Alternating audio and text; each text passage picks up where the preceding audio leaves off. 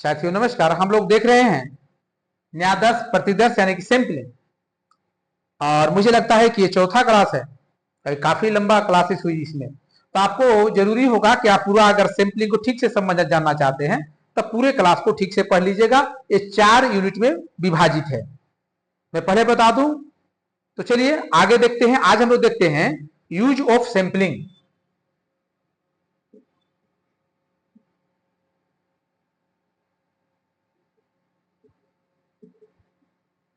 जो सैंपलिंग है इसका उपयोग क्या है, हम लोग आज इसको देखने वाले हैं। तो न्यायादर्श की जो आवश्यकता है और या उसका उपयोग है, उसके कुछ कारण हैं। इसलिए हम लोग चाहते हैं कि सैंपलिंग करें। तो क्या क्या कारण है उसके उपयोग के लिए, हम लोग क्यों करते हैं, इसको देखते हैं। पहला, हमारे पास होता है खर्च में कमी के लिए। पहला हम चाहते हैं कि खर्च में कमी हो, ज्यादा खर्च ना हो। पहला हमारा होता है खर्च में कमी। तब न्यायादर्श का उपयोग हम लोग प्राय सर्वेक्षणों के लिए करते हैं, जहां हमारे पास जो सीमित समय है, धन है और साधन कम है। तो इसके आधार पर हम जो है एक जनसंख्या के विषय में या किसी चर का मान प्रस्तुत करने के लिए वहां यदि सभी इकाइयों का सर्वेक्षण हमको करना है तो सीमित साधन से, सीमित समय में और सीमित धन में हमें कार्य को कर लेना है। तो हमें जैसे मान लीजिए पीएचडी के लिए ही हम सैंपलिंग कर रहे हैं, तो अगर पीएचडी के लिए सैंपलिंग कर रहे हैं तो इस बात का ध्यान रखेंगे कि कम लागत लगे, हमारा कम खर्च आवे, हमारा इस बात का ध्यान रखेंगे। दूसरा क्या है, दक्षता में वृद्धि।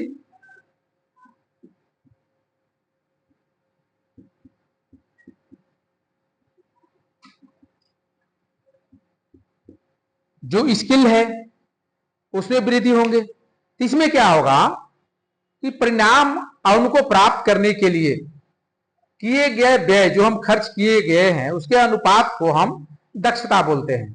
मतलब हमारी बुद्धि क्षमता ये कहती है कि हम जो खर्च कर रहे हैं, जो मेरा अनुमान है, जो मेरा पहले का एक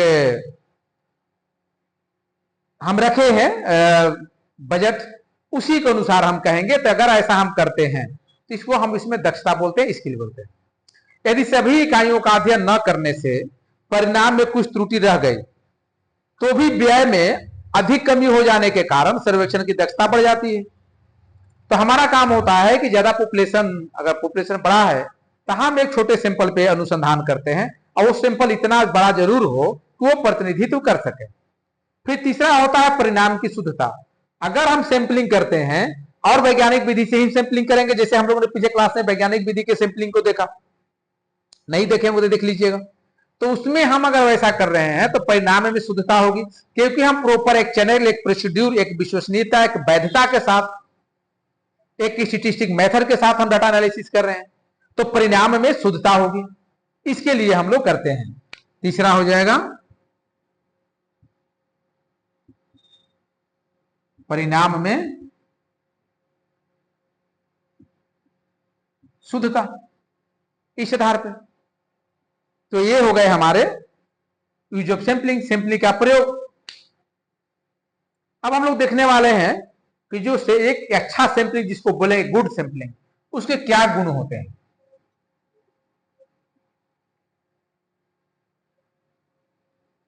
गुण, क्या गुण होंगे उसके अच्छे सैंपलिंग के गुण?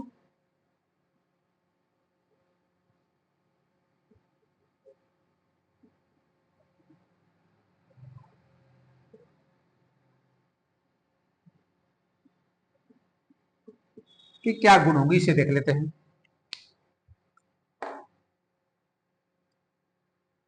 तो अगर किसी न्यायादर्श विधि को जो हमने देखा पिछले में, तो जो भी विधि आपके पास हो, जो विधि का प्रयोग कर रहे हैं, एक उत्तम न्यायादर्श विधि कहलाने लायक तब होता है जब हम उसमें कुछ गुण हो। और वो गुण कौन कौन से हों?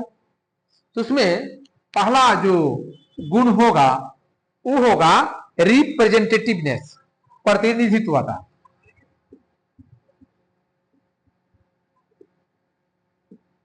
प्रतिनिधित्वता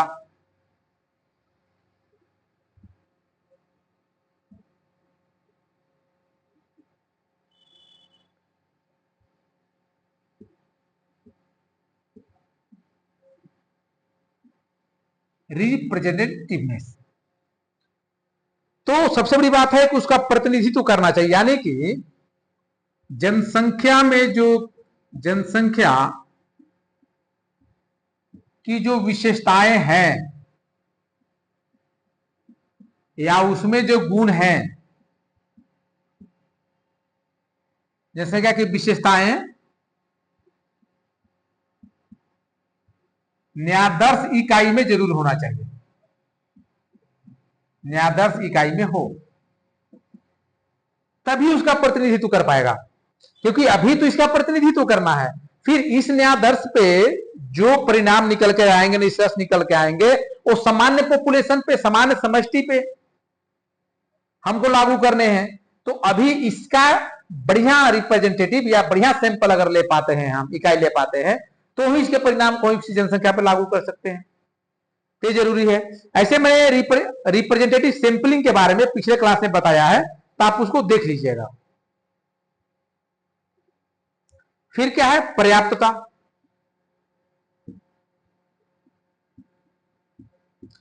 अच्छा सैंपलिंग तब बोलेंगे जब पर्याप्त, जैसे मान लीजिए मैंने एग्जांपल दिया था पिछले क्लास में कि हमारा पॉपुलेशन 20,000 है, हम यहाँ पे सैंपल साइज 500 हमने लिया, तो एक ठीक ठाक संख्या में हमने लिया, हमने इसको लिया एक ठीक ठाक संख्या में 500 हमने लिए, तो ठीक ठाक सैंपल है।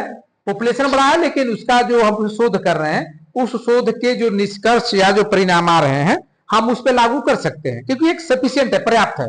अगर हो कि मान लीजिए है 20,000, हमने क्या किया कि इसमें हमने सैंपल ले लिया 50, पर्याप्त नहीं है। तो कम से कम पर्याप्त सैंपल होने चाहिए, ताकि आप उस पर जो है वो शोध करें, तो शोध में गुणवत्ता हो, नहीं तो कोई मतलब नहीं रह जाएगा।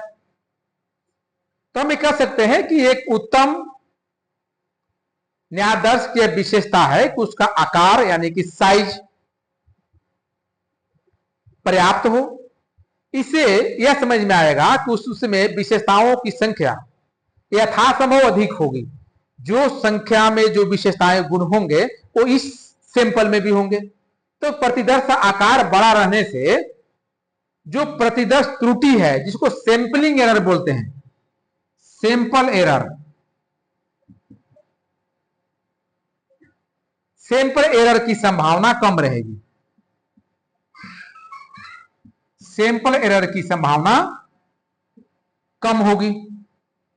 सैंपल एरर की संभावना जितनी कम होगी उतने अच्छे रिसर्च होंगे। तो यह अध्ययन से यह स्पष्ट हो गया हम लोगों को कि प्रतिदर्श के आकार तथा प्रतिदर्श की त्रुटि में नकारात्मक संबंध होता है। तो प्रतिदर्श के जो आकार हैं, इसके जो सैंपल साइज के विपरीत सैंपल एरर होता है, इसको याद रखेंगे। यह प्रश्न पूछता है, इसीलिए मैं इसको छोड़ नहीं रहा हूं आप लोगों को कोई भी पाठ।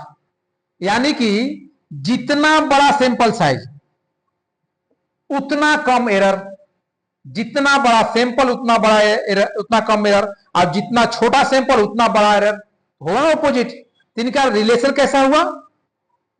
सैंपल साइज और एरर के बीच में निगेटिव रिलेशन है, दोनों एक दूसरे के ऑपोजिट जा रहे हैं, दोनों एक दूसरे के ऑपोजिट जा रहे हैं। यानी कि जितना बड़ा सैंपल साइज उतना कम एरर, जितना छोटा सैंपल साइज उतना बड़ा एरर। आ गया समझ में? चलिए, यह प्रश्न पूछता है साइज और एरर का।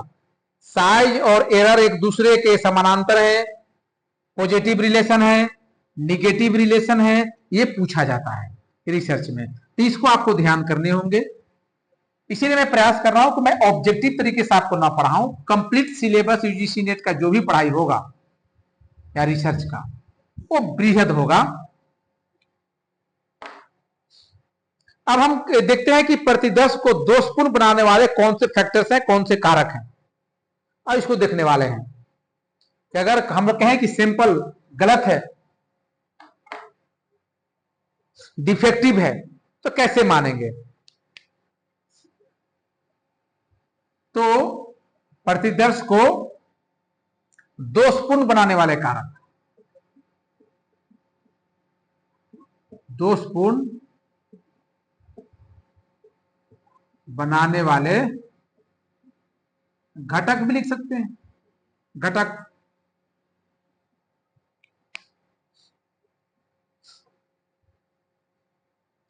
इसको समझ सकते हैं कि न्यायादर्श से प्राप्त वर्णनात्मक सांख्यिकी, जिसको हम लोग डिस्क्रिप्टिव स्टैटिस्टिक्स बोलते हैं, तो हम लोग जब हमारा सैंपल जब आता है और उसका जब एनालिसिस होता है तो उसमें वर्णनात्मक सांख्यिकी हमें प्राप्त होता है।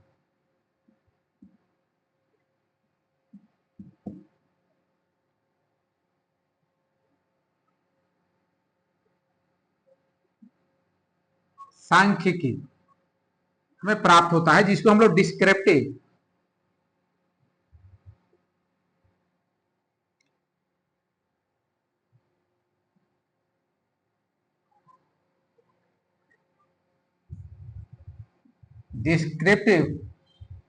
स्टेटिस्टिक बोलते हैं,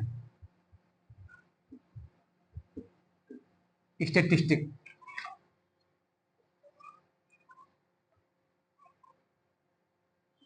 का पैरामीटर प्रतिदर्श से प्राप्त वर्णनात्मक सांख्यिकी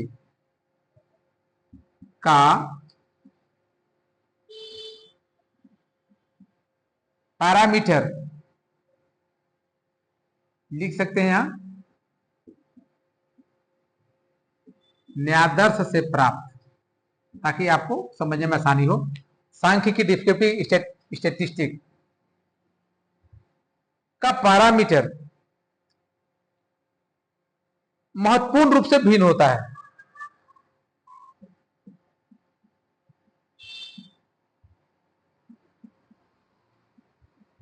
अलग होता है।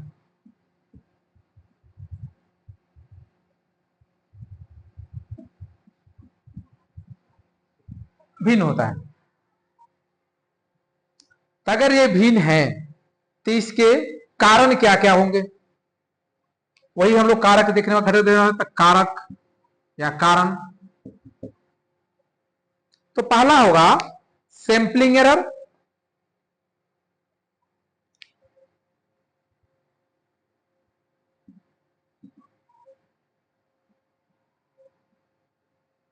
और जिसको हम लोग बोलते हैं न्यायादर्श त्रुटि।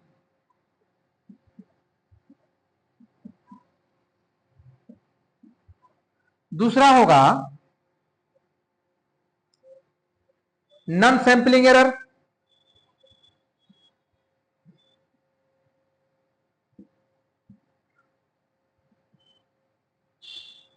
जिसको हम लोग बोलते हैं अन्यायदर्श या अप्रतिदर्श,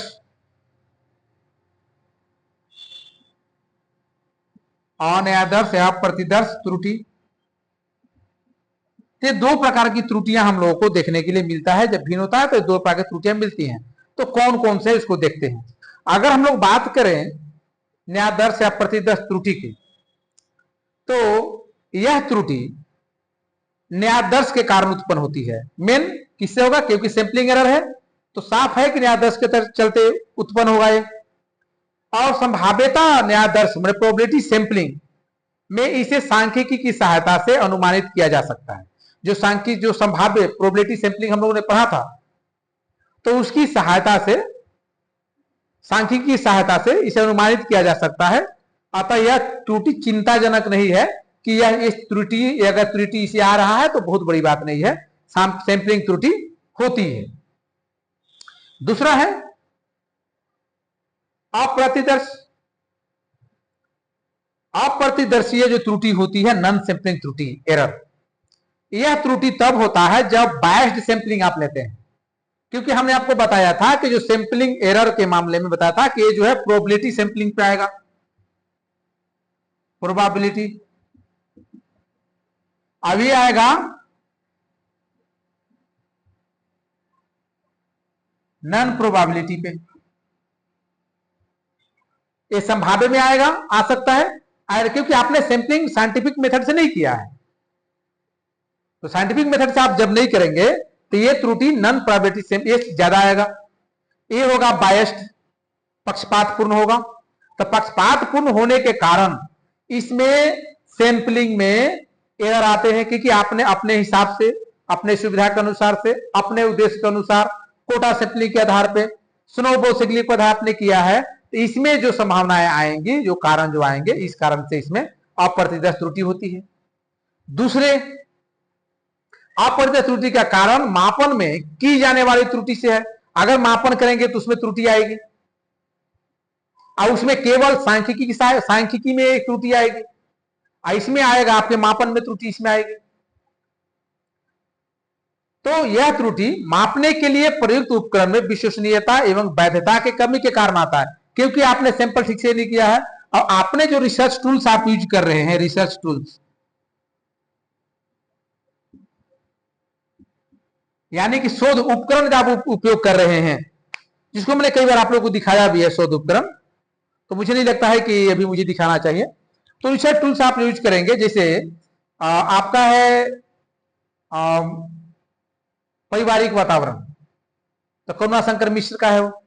अब आप क्या कर रहे हैं कि आपका जो आप टूल्स यूज कर रहे हैं वो टूल्स किसी का नहीं है, आप जैसे ही कुछ भी क्वेश्चन पूछ करके आपने आंसर निकाल लिया, उसका दे दिए।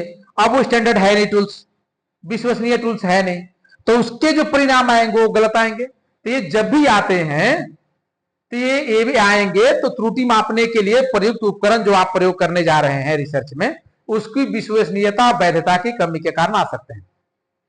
इसके अलावा नॉन सैंपलिंग एरर का तीसरा कारण आंकड़ों को लिखने, व्यवस्थित करने एवं विश्लेषित करने में आई त्रुटि से होता है। कभी कभी हम आंकड़ों को ठीक से संपादन नहीं कर पाते, इसके परिणाम स्वरूप भी दोषपूर्ण हमें एरर मिलते हैं इसमें। तो पहले देख लें कि नॉन सैंपलिंग एरर जो है, इसमें चिंता का विषय नहीं, चिंता का विषय इसमें है, इसलिए इसको हम लोग देखते हैं। तो पहला इसमें जो आएगा वह आएगा कि बायस्ड सैंपलिंग से, एक एक करते हैं। नॉन सैंपलिंग एरर क्यों आता है? तो नॉन सैंपलिंग एरर आएगा आपको, तो ऊपर में लिखते हैं, चलिए, क्योंकि इसी को केवल समझाना है तो आपको समझ में आ जाएगा।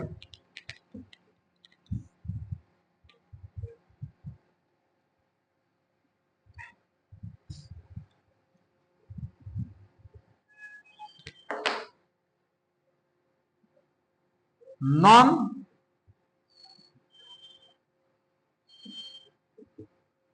सैंपलिंग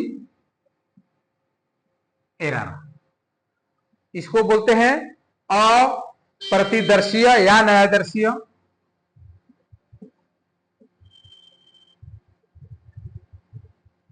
प्रतिदर्शीय त्रुटि, इसको ठीक से समझना है, इससे भी प्रश्न आते हैं। अगर बात आता है सैंपलिंग एरर का, तो सैंपलिंग एरर से बहुत कम आते हैं, लेकिन नॉन सैंपलिंग एरर से प्रश्न ज्यादा निकल करके आते हैं, इसलिए इसको मैं बृहत तरीके से आपको समझा रहा हूं। तो इसमें जो आते हैं, पहला कारण इसका है बायस्ड सैंपलिंग, यानी कि पक्षपातपूर्ण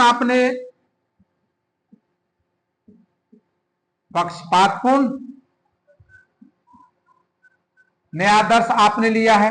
यानी कि आप जब न्यायादर्श ले रहे थे, सैंपल कलेक्ट कर रहे थे, आपने उसमें पक्षपात किया है,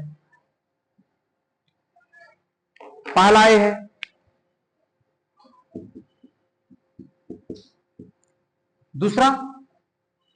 दूसरा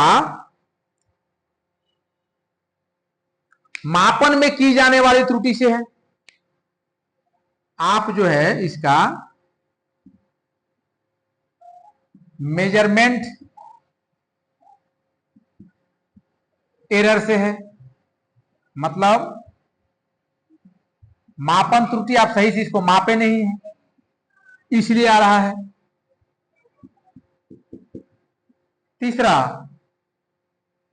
और मापन की त्रुटि कहां होगी, यह होगी मापनी उपकरण से, उपकरण जिसको टूल्स भी बोलते हैं, रिसर्च टूल्स से। अगर ये समझ आया तो कभी से क्लास ले लेंगे, आप लोग पूछ लीजिएगा तो क्लास ले लेंगे अगर कोट कीजिएगा तो। तीसरा कहां से आता है, उपकरण में भी क्या आएगा, जब उपकरण की, इसको क्लियर भी कर देते थोड़ा सा,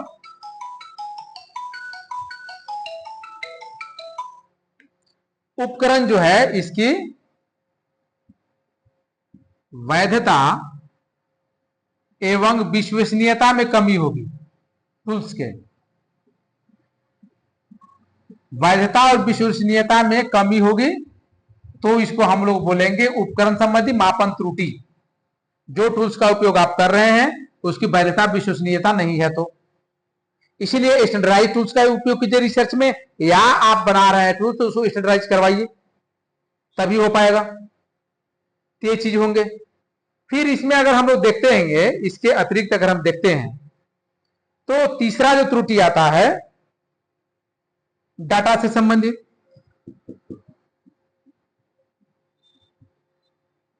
डाटा से संबंधित यानी कि आंकड़ों से संबंधित। जब आप आंकड़ों का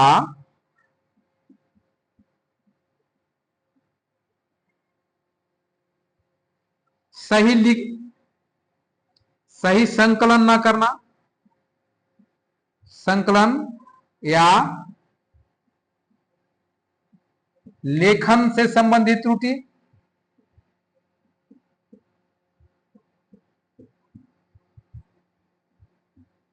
लेखन से संबंधित त्रुटि इस प्रकार के आएंगे आपको।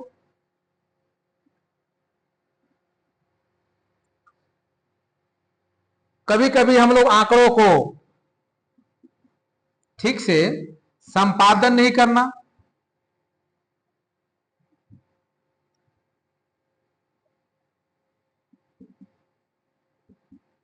आंकड़ा संपादन से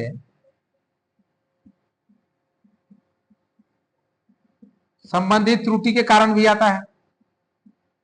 तो ये जो आएगा, इस प्रकार के त्रुटि जो आते हैं इसको बोलते हैं नॉन सैंपलिंग, जिसका सैंपल से संबंधित नहीं है, आप टेक्निकल एरर कर रहे हैं, आप तकनीकी गलतियां कर रहे हैं, इसको आप कह सकते हैं तकनीकी गलती करना। आपको सैंपल लेने में कोई दिक्कत नहीं है, वो सैंपलिंग एरर में आता है, वो बहुत बड़ा एरर नहीं है।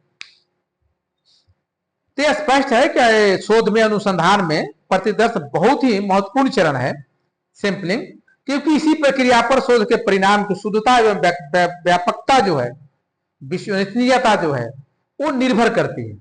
अतः हम लोग इस पर ध्यान देना चाहिए और सावधानी से सैंपलिंग का कार्य करना चाहिए। अगर सैंपलिंग, रिसर्च का मुख्य भाग सैंपलिंग में अगर एरर रह गया, त्रुटि रह गई, किसी त्रुटि रह गई, तो याद रखिए कि पूरा रिसर्च तहस नहस हो जाएगा। तो इसलिए हम लोगों को इसे बचना है। तो चलिए मिलते हैं अगले क्लास में, अगले प्रकरण के साथ।